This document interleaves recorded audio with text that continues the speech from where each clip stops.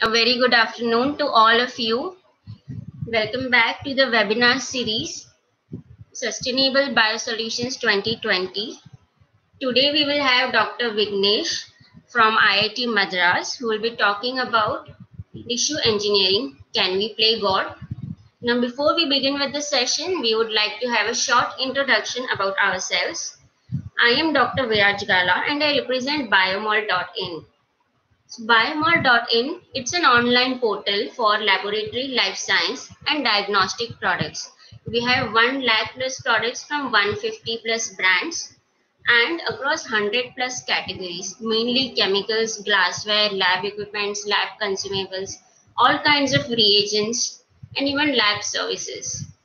And we also have equipments and reagents which are used for COVID research and as well as COVID protection. Please visit Biomol if you need any product for your lab or for COVID protection. Now may I request Dr. Tarangini, Assistant Professor at the Department of Biotechnology, Welltech Institute, to please introduce the Welltech Institute and take the session ahead. Thank you, Dr. Viraj, and welcome to all. We at the Department of Biotechnology, Welltech Rangarajan, Dr. Shakuntala R&D Institute of Science and Technology, Chennai, are happy to bring this webinar in association with Biomol.in. Welltech Chennai was established in 1997 by Dr. R. Rangarajan and Dr. Shakuntala Rangarajan. This institution is a private deemed to be university and is ranked at number 5 in country by MHRD for innovation. Has a diamond rating from iGauge, 43rd among Asian universities in the Times Higher Education World Rankings. Our Department of Biotechnology aims to create and promote upskilled graduates with a professional attitude who are industry ready. We are happy to introduce the speaker of this session, Dr. Vignesh Muthuvijayan, Associate Professor, Department of Biotechnology, IIT Madras. Dr. Vignesh Muthuvijayan is Associate Professor at Department of Biotechnology, IIT Madras. He is a chemical engineer by training. He received his BTech in chemical engineering from AC Tech Anna University, Chennai. He went on to pursue his master's degree in chemical and biochemical engineering at University of Maryland, Baltimore County, and his PhD in chemical engineering at Oklahoma State University. He also worked as a postdoc at Johns Hopkins University. After spending about 8 years in the United States, he moved back to India to join the Department of Biotechnology at IIT Madras in October 2010. His research interests are in the areas of biomaterials and their applications. Welcome, sir. Please take over the session. So thank you for the introduction, and also thank you for the opportunity to present my research and my interests here to all the friends and colleagues. So let me just start with talking about the overall idea. So what we are going to talk about is tissue restoration and our attempt to play God. So God created humans and he has created all forms of life. So can we then create tissues which can actually address the need of any medical condition? So what is the motivation behind what we are doing? So you actually have tissues which are lost and damaged every day. So you can actually lose tissue either due to some injury or a disease or congenital defects, so which could be by birth. So because tissues are actually lost or damaged, you end up with lost functionality. So when the functionality of a tissue is lost, the quality of life will deteriorate and it can even lead to death. So the idea is we would want to actually replace or restore these tissues, restore these damaged tissues, so that we can actually get the functionality back. So how do we go about doing that? So this is the overall goal of my work. So my lab actually works on different aspects of this, trying to address this grand challenge. So let me talk about the overview of my lab. So when we talk about tissue restoration, so we actually try to talk about three different aspects. The first one is regeneration of tissues. And when regeneration doesn't work, we try to repair them by providing some drugs and other supplements. So if all else fails, we finally tend to replace the tissues with artificial materials which can actually substitute the functionality of the tissue itself. Okay. So within the area of regeneration, which is what tissue engineering would be all about, we try to design multifunctional bioactive materials. So our goal is to develop wound dressing materials which can be used for diabetic dressings. So I'm actually going to spend a significant amount of today's lecture talking about this particular aspect, which is developing wound dressing materials, especially for diabetic wounds. We are also trying to understand another challenge, which is bone tissue engineering. So we have been working on wound dressings and diabetic wounds for the past 7 to 8 years.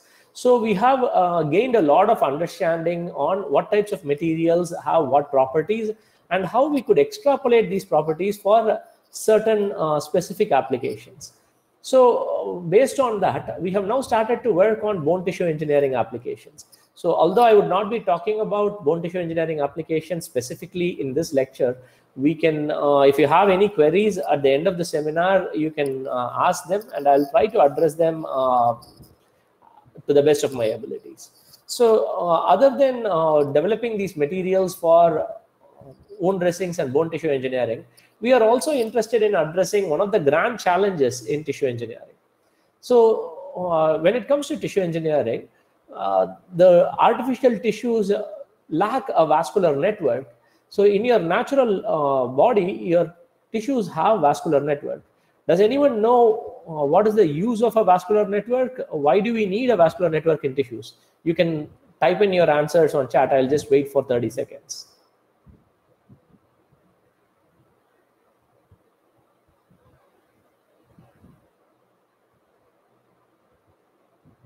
Okay, good. Dr. Shanti Upadhyaya says supply of nutrients and yeah, other protein, supply of oxygen, blood circulation. Yeah, so blood circulation is the goal which leads to oxygen and nutrient supply. Yes, so those are some important aspects. And another important aspect is to remove the toxic waste as well. Okay, so just like how it supplies nutrients, it also prevents buildup of toxic waste. Okay, so these two things are very crucial when it comes to vascularization. However, if you are going to have an artificial tissue without a vascular network, then you are going to be having cells in the middle of the tissue which don't get the nutrients. So this would be a problem. So if they don't have the nutrients, then they will start dying. So when they start dying, they will start releasing toxins and other toxic materials. So these materials are actually going to kill more cells. And when there is no vascular network to actually drain out the toxins, you're actually going to have a faster death of cells. So this will develop into a necrotic tissue. So when you have, when there is lack of vascularization, you would end up with a necrotic tissue, which will not serve the purpose of regenerating tissues. So to address this challenge, in our lab, we are trying to use nanoparticles, which can actually help in this vascularization process. So we have studied the potential of a few biologically active materials, nanomaterials, which can aid in angiogenesis. So that is one aspect which we are trying to do so that we can actually develop artificial tissues which are larger in size. So once we, this is one aspect of our lab. So the next R in our lab is the repair. So within this, we are actually trying to develop self-assembled systems which can actually be used for drug loading, release, and cellular uptake. So in this domain, we are working on aspects related to controlled release and tunable release. So these two aspects of drug delivery are being addressed. So this is a more chemistry intensive part of my research, where we collaborate with people from the chemistry department who have been helping us with developing such materials which can actually aid in controlled or tunable release of properties of molecules. So the last aspect is the replacing tissues. In case we are not able to regenerate or repair tissues, we would be replacing them. So these are the implants. So in our lab, we are focused on engineering surfaces of implants so that we can achieve long-term patency. So when implants are actually kept inside the body, you would actually have a loss of, you would have a lot of immune reactions which can lead to failure of the implants. So it is important to make sure that the material is biocompatible. If we are going to have materials which are going to have good compatibility, we will have to engineer the surfaces so that they do not actually get rejected by the body. So in this aspect, we are trying to develop biocompatible polymers where the surfaces are engineered to make sure that there is no blood coagulation. So in blood contact applications, we can prevent any blood coagulation so that there will be good functionality. So, and finally, we are also trying to develop drug-eluting implants where you can actually load drugs which can be released at the local site. So these are the different aspects which we are trying to work on in our lab. So this gives you an overview of what my lab does. So let's try and go into individual projects, and we will try and give a brief overview of what the field is about, and also talk about my research specifically. Okay. So let's first talk about tissue engineering. So this is the major aspect of our lab, and this is where we spend most of the time. So most of my research scholars work on engineering artificial tissues and organs. So this is basically the first and foremost thing which we try to do. So why do we want to first regenerate tissue instead of replacing them?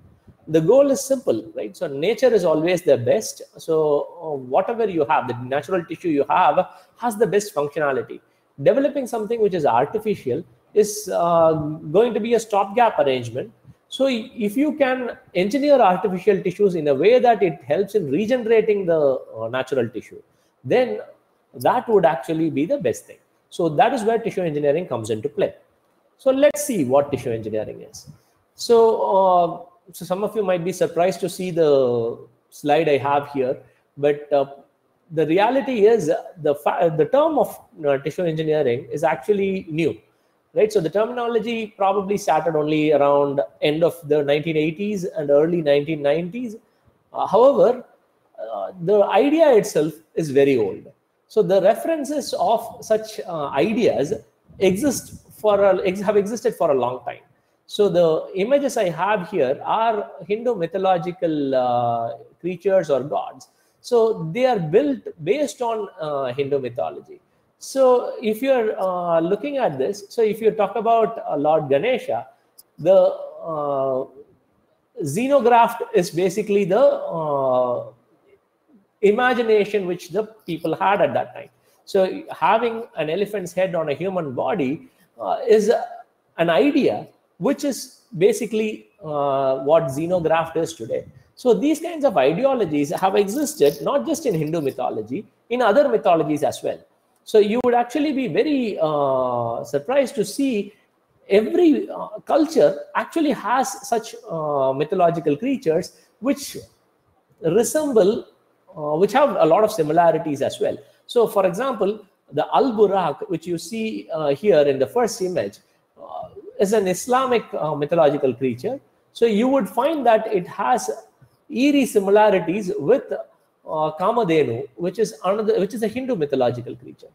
So you have so for Al-Buraq, you actually have a white animal which is half mule and half donkey, with wings on its sides, a woman's head, and the tail of a peacock. So except for the fact that Kamadhenu is a cow, and here you are looking at a half mule and a half donkey, the rest of the imaginations are all the same. So this is basically dependent on where the people were and what animals they got to see. But the imaginations had similar trends. So in general, if you look at any tissue engineering book, you would find the next creature listed as one of the imaginations of human mythological humanity when it comes to xenografts and so on. So that animal is called chimera. So it's a Greek mythological creature. So it is basically a lion with the head of a goat raising from its back and a tail that has a snake's head at the end. So this kind of a creature has been described by Greek mythology, and you have a Tarrasque which has been described by the Christian mythology. So the reason I say these things here is so that you can actually understand that these kinds of visualizations have happened in the past. But leaving aside mythology, if we were to talk about the actual documented history of science, we will have to go back to about 1000 BC, when there are some folklore of nose transplants, attempted nose transplants. So this was done because noses were lost in battles or due to syphilis, which used to be prevalent during that period. And for that reason, the noses were being replaced using different tissues from the same body. However, this was not successful. The first reconstructive surgery which has been documented and has been approved by the and has been agreed upon was done in 800 BC at India. So this was done by Sushruta, who is considered to be the father of surgery. So the skin grafts were used for reconstructive surgery by Sushruta in the 800 BC. So after that, there has not been much of documented history about the science. However, in the 16th century, there are records of nose replacements using the forearm flap, and transplantation of teeth, cornea, and skin were all performed in the 1700s and 1800s, showing that people were always trying to develop techniques which could be used for restoring tissue functionality. So in 1933, there was a huge breakthrough. So this was done by Vincenzo Bisegli. So he basically identified that he was the one who first showed that tumor cells which were wrapped in polymers and implanted into a pig had immunoprotection. So until then, there was always, all the transplants were not successful, primarily because there was a huge chance of immune rejection. So when you have other materials which are going to be put in your body is going to react, and the immune system is going to try and attack that foreign material and restore your own tissues. So due to this immunological reaction, the foreign material gets rejected. So for this reason, people have been failing when it came to implants. However, in 1933, identifying that a polymer could mimic the natural tissue and thereby basically fool the immune system into believing that the foreign material is actually part of the body, you could actually protect it from immune attack and have an immune evasive implant. So based on this, a lot of studies have been done. So in 1936, a kidney transplant was attempted, but it was unsuccessful. However, in the 1960s, liver and bone marrow transplants were done, and lung transplant was successfully done in 1963, and the heart transplant was done in 1967. So yeah, those were not successful either. So someone had asked this in the chat. The liver, those were attempted transplants in the 1960s. So I'm not, the successful transplant are from the lung and the heart. So only kidney transplants were successful before that. So modern era of tissue engineering was from 1980s. So that's the area where we are going to talk about developing the tissue in vitro rather than use the whole organ or tissue from a donor. So why do we want to do that? So here is a modern day chimera. So I don't know if you have seen this image before. So this is something which did the what's equivalent of a WhatsApp forward today. So in 1990s, late 90s, this image used to circulate on emails, and this used to be seen as many of them people actually believed it to be fake. It actually is a real scientific image, which is published in a journal called Science, and this is done by a professor, Charles Vacanti, who did it in 1997. So what he did was he basically placed a polymer scaffold, and the chondrocytes were seeded to the material, and therefore these chondrocytes, which are basically cartilage cells, adhered to this polymer scaffold and grew into the shape of a ear. And this was done, this was implanted in the SCID mice. So this is an immunodeficient mice where it was shown. So this was one of the early studies which demonstrated such development of organs. So obviously this is only only for aesthetic purposes. It does not have the functionality of ear. So that is the thing. So in the recent past, there have been people who have successfully developed nose and ear by growing them inside a human body. So the first image you see is was done in China.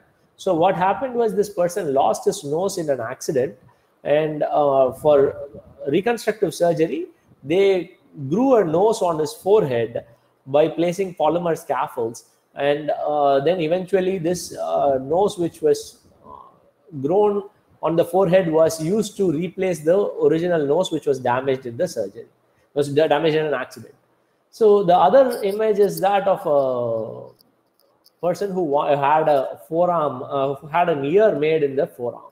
So these kinds of things have also been used for military people. So where successful reconstructive surgeries have been done for what is tissue engineering? So tissue engineering is basically an interdisciplinary field that applies the principle of engineering and life sciences towards the development of biological substitutes that restore, maintain, or improve tissue function or a whole organ. So this was a definition which was published in 1993, and so what you have here is a depiction of what tissue engineering is. So when there is a tissue which is not functional, when there are problems with the tissue, what you tend to do is you take cells, isolate the cells, culture them, and then you proliferate them and grow them on scaffolds. So these scaffolds are basically the matrices on which the cells can adhere and grow. And you can provide growth factors or mechanical stimuli which can actually help. So you can now people have also shown that electrical stimuli can be used as signaling mechanisms, and these can actually help in development of an artificial tissue which can be used for implantation in the body. Okay, so the people who actually came up with this definition and had the article published in 1993 are Professor Robert Langer and Dr. Joseph Vacanti. So Professor Langer is a chemical engineer who works at MIT, and he has more than 1,500 papers, and he's actually the most cited engineer in the history. So he is a chemical engineer whose main research was in polymer chemistry, and he started working on drug delivery and other aspects, other biomedical applications of polymers. So within that domain, he started looking at tissue engineering as well. So he collaborated with Professor Joseph Vacanti, who was a surgeon, and they actually together started working on the field of tissue engineering and have made huge progress in this area itself. So when you talk about tissue engineering, there are multiple things which are actually crucial. So these different arms which are actually important for tissue engineering are labeled as the tissue engineering triad. So the first one is the cells. So obviously tissues which you have in your body are a collection of cells, and different cells are present in different tissue types, and many tissues have combinations of cells as well. So identifying the right cells, right type of cells, and actually culturing them in the right environment and is an important aspect of tissue engineering, which is the first thing which people try to look at. Okay. So the next one is the scaffold. So mammalian cells are adherent cells. By that, what I mean is mammalian cells actually attach to a surface and then grow. So you need to have a matrix on which the cells can attach and grow. In nature, your tissues have something called an extracellular matrix, and this extracellular matrix is where the cells adhere and grow. So for that reason, you have to create something which can mimic the extracellular matrix.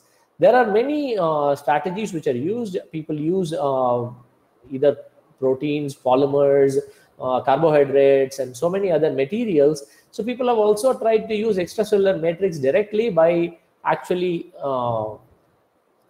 removing the cells and creating an acellular matrix, which can be used for tissue engineering purposes.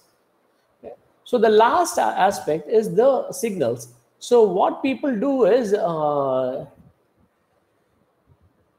so what people try to do is use growth factors or morphogens, or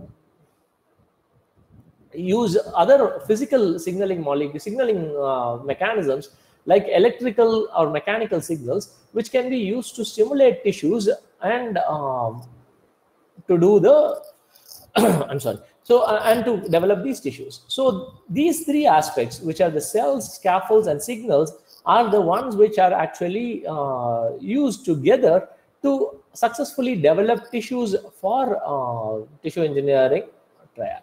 So these form the tissue engineering triad.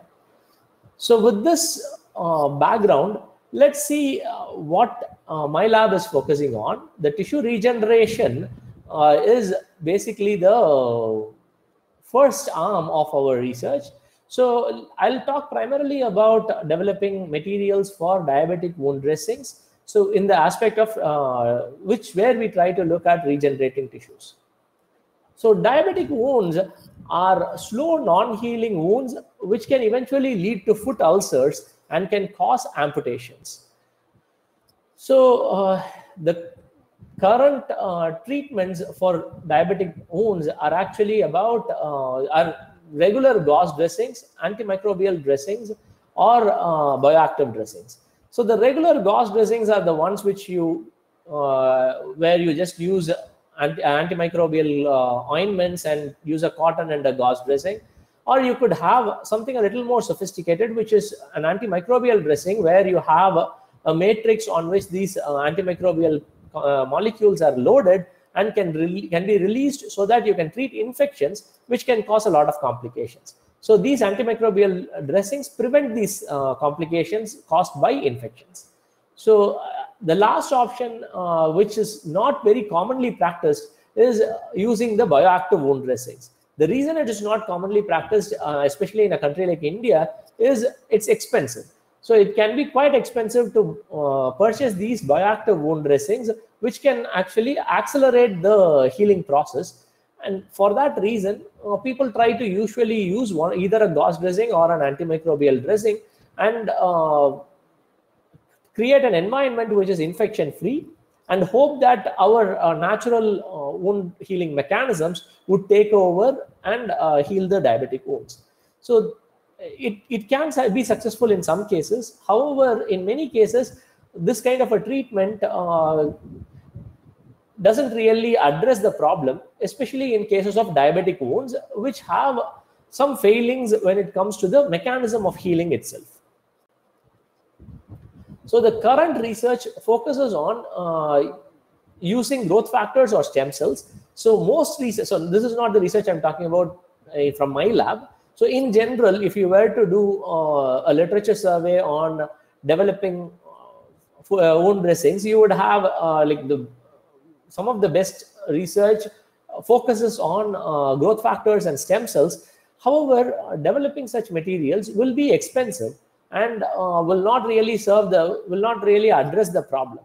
You already have bioactive materials. The only challenge with using them is it's quite expensive, and you would have to address it and develop materials which can actually be inexpensive as well.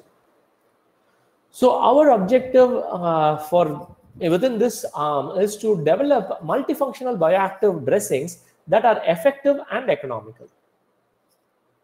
So what do we mean by doing this? So how do we go about developing such bioactive wound dressings?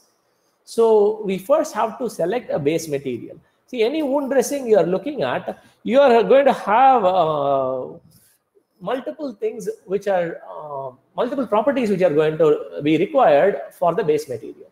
So your wound dressing is going to have different components. The base material is the major component, which actually is the continuous phase in which your bioactive molecules can be dispersed.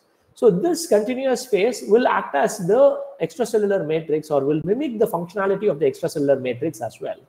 So what is happening with that is, we want a material which will have desired properties which are listed here.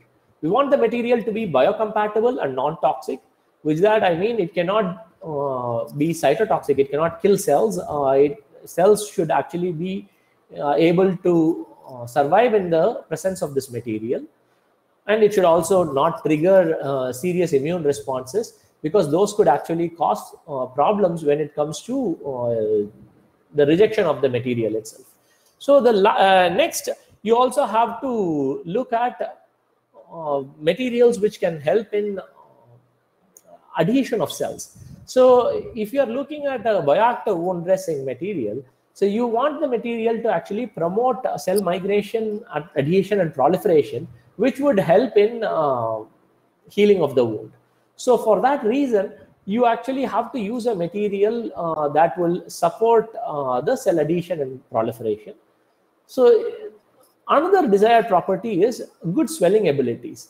See, the wounds which we are talking about have exudates, so which means these exudates would have to be removed. So these exudates actually have something called matrix metalloproteases, which can be detrimental to the healing of the wounds. So for that reason, removing this wound exudate is a good thing, and a material which has good swelling ability will absorb these wound exudates and remove it from the environment, helping in the healing process.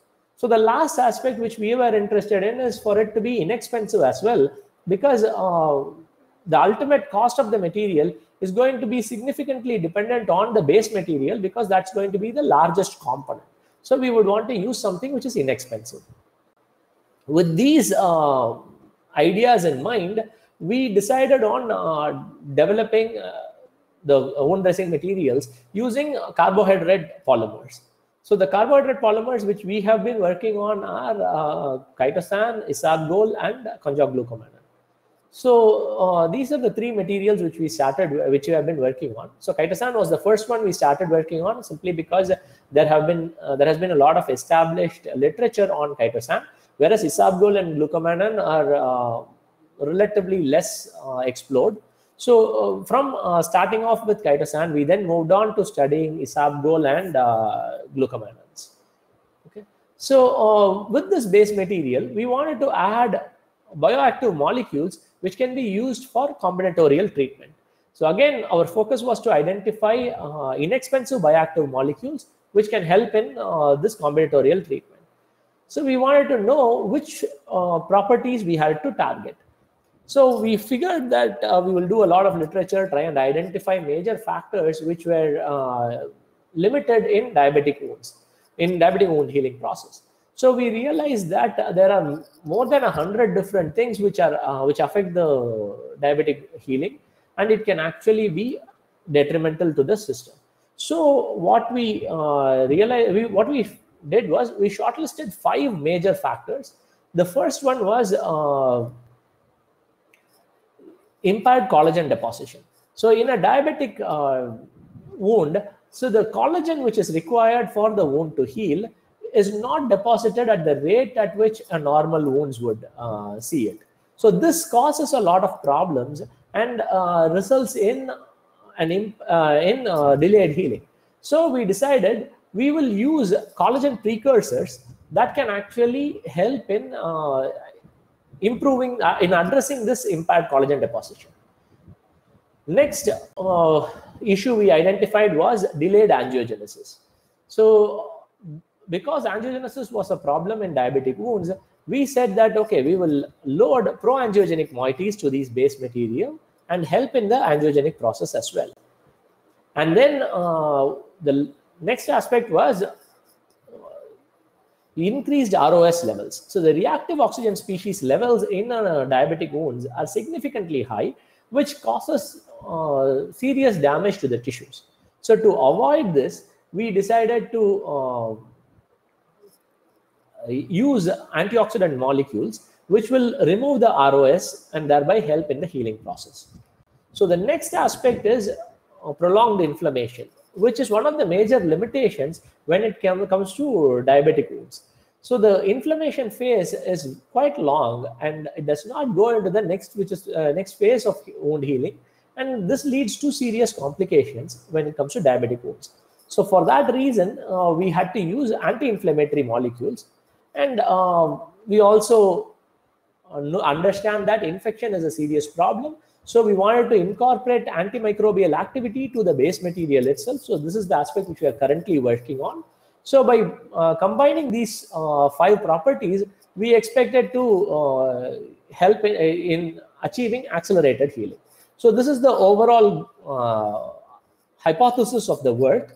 So within this, when we talked about collagen deposition, we started off this work by looking at chitosan as the base material, and we loaded L-glutamic acid.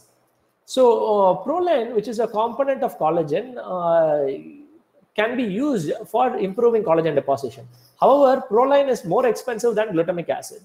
With the idea of keeping costs at a lower level, we decided to use glutamic acid, which can act as a precursor for synthesis of proline. And we then could overcome the impaired collagen deposition. So in vitro studies have already shown that collagen synthesis can be related to glutamic acid concentration. So based on this, we decided to load glutamic acid to chitosan, and we were able to successfully demonstrate that the wound healed at a much faster rate when it came to scaffolds which used glutamic acid as well. So as you see in this image, the wound which was created in diabetic rats. So these studies were done in diabetic rats. Diabetes was induced using streptozotocin, and we had done the studies, created the wound, and basically treated it with different materials. In case of control, we had just used a regular gauze dressing, and in case of chitosan, CS is basically just pure chitosan, and we had also prepared it using chitosan containing 1% L-glutamic acid. So as you can see, the wound healed in day 16 when it came to glutamic acid loaded scaffolds. So this also shows that, so we wanted to check the hypothesis as well. We wanted to confirm that this was because of collagen deposition. So we measured the collagen content in the granular matrix which is there. So the granular tissue was then extracted, and we identified how much collagen was there. We saw that the collagen content had almost gone up by about 250%, indicating that the impaired collagen deposition, which is seen in diabetic wounds, was addressed by using these Lg-loaded hydrogels. So what we also saw was, in addition to improving collagen, we had a direct correlation to the CD31 positive cells, and there was decreased inflammation observed by the decrease in CD68 positive cells. So CD31 positive cells are endothelial cells. The increase in them indicates that more cells are migrating to the tissue and thereby helping in the angiogenesis process as well. And the CD68 cells being lesser within a short period of time shows that the inflammation phase is getting over within the effective period, and thereby the healing is happening. So as you can see, in day 8, the inflammation is very high, and in day 12, the inflammation is lower for the LG hydrogels. So indicating that the inflammation phase is accelerated when you have enhanced collagen deposition. So this was one aspect which we were able to demonstrate. So in the next work, we focused on promoting angiogenesis. So for this, as I was mentioning, we had been interested in looking at the angiogenic properties of nanoparticles. So reduced graphene oxide, which is a carbon-based nanoparticle, had caught our eyes because we have seen that it had good pro-angiogenic properties at low concentrations, and it also had antibacterial activity, which could be useful for our application, and it was highly biocompatible. So however, here we tried to use a different base material, which was Isabgol. So Isabgol we chose because it actually has, it is actually even more inexpensive than chitosan. So Isabgol you can buy in a regular medical shop, and it's really inexpensive. So we decided to go with Isabgol. And here what we saw was the wound actually healed at a very good rate. We were able to get complete healing of the wound in 20 days compared to about 28 to 30 days in case of diabetic rats. And as expected, based on our hypothesis, we were hoping that the angiogenesis would be enhanced. So as we had predicted, the angiogenesis had been increased because we saw that there was a huge increase in the number of CD31 positive cells. So there was almost more than fourfold increase when we were talking about CD31 positive cells, indicating a highly angiogenic material. So this helped in addressing the development of blood vessels during the wound healing process. So we also looked at a few anti-inflammatory and antioxidant molecules. So I'm not going to go into details of all the work, but I'm just giving you a flavor for what we did. So we had worked on glucomannan in this work. So one of the challenges we faced when we used carbohydrate polymers was they don't have very good cell adhesion properties, especially Isabgol and glucomannan. This is because they are highly hydrophilic. So we wanted to use some bioactive component which will help in cell adhesion. So for that reason, we used human hair keratins, which have cell adhesion sequences such as RGD and LDV domains. So these two were used, and this material was used, and therefore we were able to get better cell adhesion. So we also used oat extracts, which have beta-glucans that can help in collagen synthesis, and vitamin E and amanantramides, which can have antioxidant and anti-inflammatory properties. So we showed that there was increased cell adhesion compared to just glucomannan. When we used keratin, we were able to get much better cell adhesion, and along with the presence of oat, the healing time again drastically reduced. We were able to get it to heal within about 16 days or so. So this work was quite interesting, and we are now proceeding with developing antimicrobial materials themselves. So we have been loading antibacterial materials, and in addition to that, we are also looking to modify these carbohydrate polymers into antimicrobial materials themselves. So this way, we would be able to have inherent antimicrobial properties instead of trying to rely on antimicrobial agents. So we are also looking to see whether we could have additive or synergistic effects of the different biomolecules that we have studied, and maybe we can develop these optimized wound dressing materials that can be compared against commercial materials, and eventually we can take it for clinical trials and product development and so on. So we are discussing with people regarding industry partnerships and or setting up our own startup. So some of the students who have graduated from my lab are interested in this. So we do have a bio incubator in IIT Madras, which helps us in getting these startups going. So if any of you are interested in that also, you can get in touch with me. If you're interested in setting up an industry, so we could help you with that as well. But anyways, that is outside the topic which we are talking about today. But so this is the future directions where we are taking this. So as I already said, we have been learning a lot from this project, and we are trying to apply these learnings into different applications. One of the major applications is bone tissue engineering applications. So I'm not going to talk about the other applications here due to lack of time. So I wanted to tailor the talk for about an hour. So I wanted to give a flavor of all the other aspects which are going on in the lab as well. So I'll now talk about drug delivery, which is the repair arm of our research. So here we are trying to look at delivering molecules which can help in tissue repair.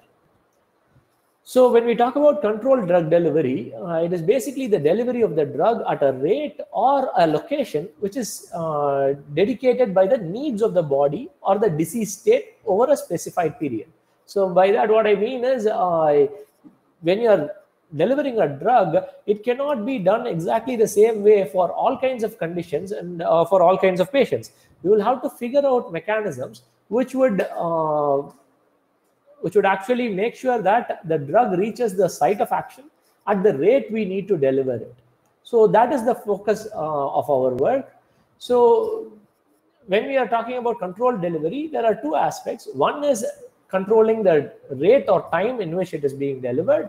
So that is called as temporal delivery. So the control over rate of the drug release can be done in different fashions. Delayed delivery is one option. A constant rate of release is another option, or predetermined delivery rates is also an option.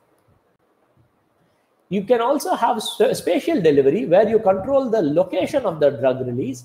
So this can be helpful for localizing drug action. So spatial placement of a controlled release system could be one strategy where you could actually have a localized drug action.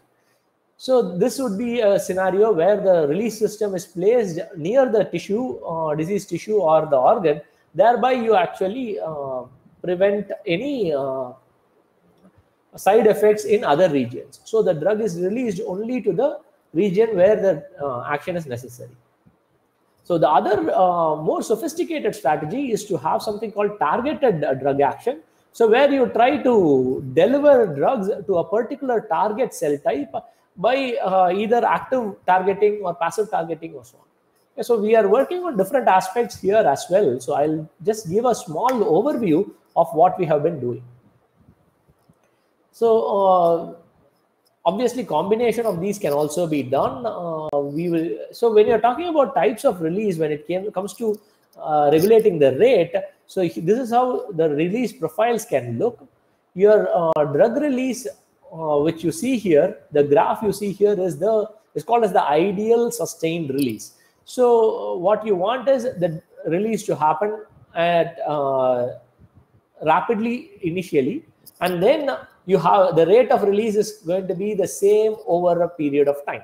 So this would mean that you're going to constantly have the drug in your body at a range at a concentration which is within your therapeutic window. So by doing that, you will have the best effective drug concentration.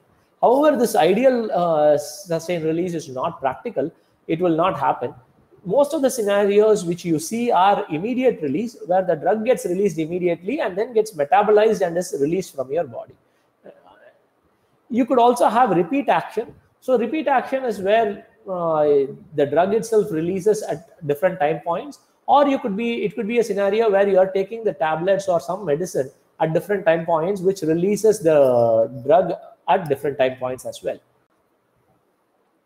Okay, so then you have the sustained release forms.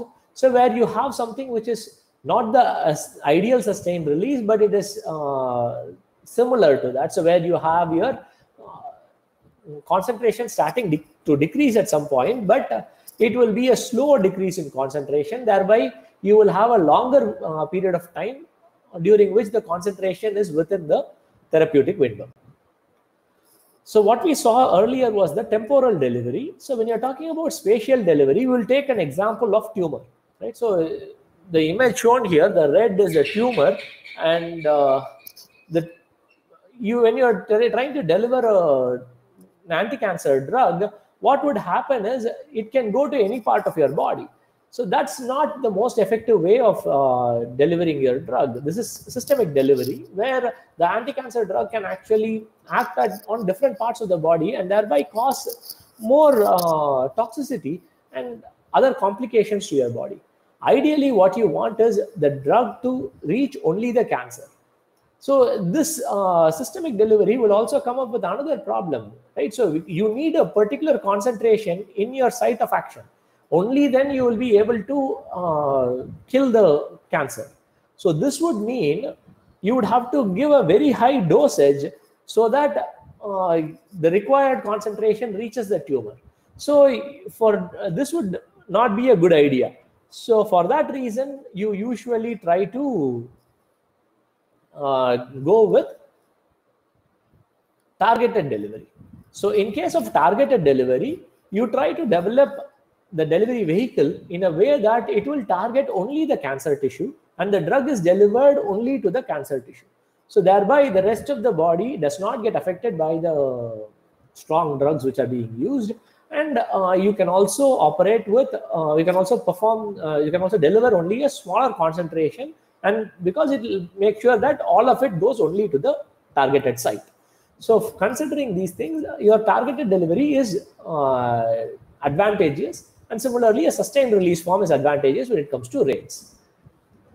So let me talk about our research interests within this domain.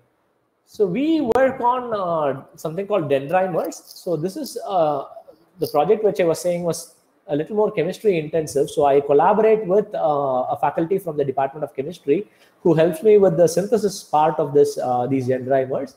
So dendrimers are basically a class of highly organized hyperbranched polymers. So they are monodispersed and multifunctional. So they have a very long circulation time and they can lead to better drug internalization. So because they have these cavities within which you can load the drugs, people have been using dendrimers of higher generations for drug delivery systems for a long time. But the problem with these higher generation dendrimers is the synthesis procedure and the purification procedure is quite tedious, and also these materials are cytotoxic and are not degradable.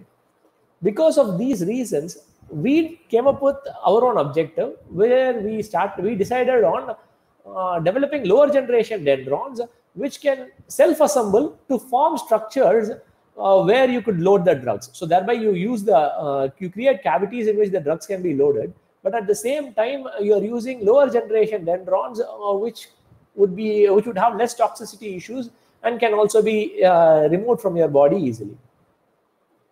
So for this reason, we looked at self-assembly as the strategy. So we decided to tailor the dendrons in a way that they can help in the self-assembly process and get different self-assemblies specifically.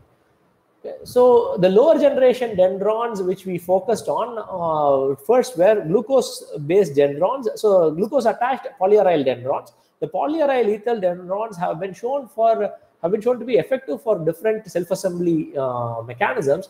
However, their biomedical potential had not been studied until recently. So we started working on polyaryl ethyl dendrons. So initially we worked with glucose-attached dendrons. The structure is shown here. And these form gels, so which were effective in drug delivery.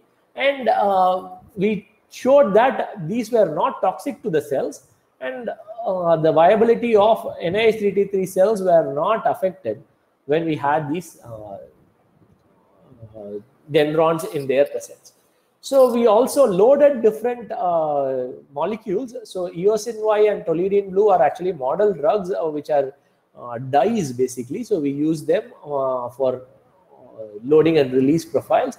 And we also loaded prilocaine hydrochloride which is an anti-inflammatory drug. So the reason for doing these three were we wanted to also confirm if there were any effect of charge which during the drug release. We observed that charge did not play a role, and only the percentage of gel which was being used played a role when it came to the release profiles. So we were able to see that the drug release was slower when we had higher gel percentages and much lower compared to the control. So we were able to achieve a sustained release system by using this mechanism. So the lower generation dendrons showed promise. So we wanted to, however, the self-assembly only to gels were not sufficient. So we started looking at other structures which can give us different self-assembled structures. So we used a polyaryl ether, polyoxyethane conjugated amphiphilic assemblies, so which would lead to these kinds of spherical assemblies. So we decided to use these self-assembled structures for release of doxorubicin, which is an anti-cancer drug, and we were able to achieve sustained release of doxorubicin. So in addition, we interestingly saw that the amount of drug which was required was much lesser when we encapsulated it in these gels, not gels, in these nanoparticles instead of free dox, because these molecules which self-assemble to form these nanostructures also helped in the internalization of these cellular internalization of the drug. So thereby, by using lower concentration of dox itself, we were able to get much more killing of the cells. So this indicates that we will be able to overcome the cytotoxicity challenges associated with anti-cancer drugs by using such nanoparticles. So currently we are working on understanding the effect of self-assembly and hydrophobicity of lower generation dendrons on cellular uptake. And in future, we will be looking to optimize these dendron properties for enhanced cellular uptake and also conjugating the drugs for sustained and targeted release. So these are the different things which we are working on when it comes to the drug delivery aspect or the repair aspect. So the last arm of our research is the replacement. So we focus primarily on polymeric implants. So this is to develop effective alternatives for damaged tissues. So polymeric implants have been studied for decades. Many different types of polymers have been used for different applications. So some of the polymeric implants are shown here. So valves, ducts, catheters, heart valves, you have joint replacements, coatings, etc. have all been different types of polymers. So people have used different synthetic and also some natural polymers for developing such implants. So in our work, we focus primarily on blood compatibility and the surface properties of the polymers. So what we do is we try to use synthetic polymers which are commonly used in biomedical applications and modify their surfaces, because compatibility of these synthetic polymers is a challenge. So you have issues associated with bacterial adhesion, chemocompatibility issues, and mammalian cell attachment. So if you have bacterial adhesion, then you're going to have problems associated with infection and biofilm formation, whereas lack of chemocompatibility can lead to thrombosis and embolization. Lack of mammalian cell attachment can lead to poor host integration. So we try to focus on these aspects and try to improve the long-term patency of the implants. So with this goal in mind, we decided to engineer polymer surfaces by modifying their, by functionalizing the surfaces, which will help in improving blood compatibility and also in endothelial cell attachment. So we were able to coat polyurethane surfaces using graphene oxide. So we actually developed a patented technique which where we did not use any additive polymers, only the material was used and graphene oxide was directly coated to the polymer surface. And this material, which had GO coated, helped in attachment of mammalian cells, however, prevented the attachment of bacterial cells or platelets. So it was hemocompatible and biocompatible. So this showed that it was an effective strategy. We then went on to develop modify another material, which we studied was polyethylene terephthalate, which is used in a lot of blood contact applications. So the problem with PET is it has low hemocompatibility and cell attachment. So we tried to modify it using hyaluronic acid. Hyaluronic acid has good endothelial cell attachment properties, and by attaching endothelial cells, we will be able to mimic the natural endothelial lining of the blood vessels. So with that goal in mind, we used HA, and we were able to immobilize hyaluronic acid on top of the polymer. We saw that the endothelial cell attachment and the fibroblast attachments had both increased, and by just using these hyaluronic acid. So we showed that the hyaluronic acid was non-toxic and we could use it for the implants. So we successfully immobilized it on the PET surfaces, and we were able to demonstrate that this formed a matrix in which we could have much higher blood compatibility and also endothelial cell attachment. So the data showed that by using hyaluronic acid, we were able to get almost fourfold increase, 3 to 4-fold increase in endothelial cell attachment, and the cells were also very nicely adhered, which could be seen by the fluorescence images. So since we had the matrix, we decided to load some drugs and release these model drugs as well. So we are working on developing these drug-eluting materials, which could then be used for blood contact applications. So we are also using other natural thromboregulatory molecules for for improving your hemocompatibility. So I have not talked about that here, but I have done, like you could look up my publications if you are interested in them.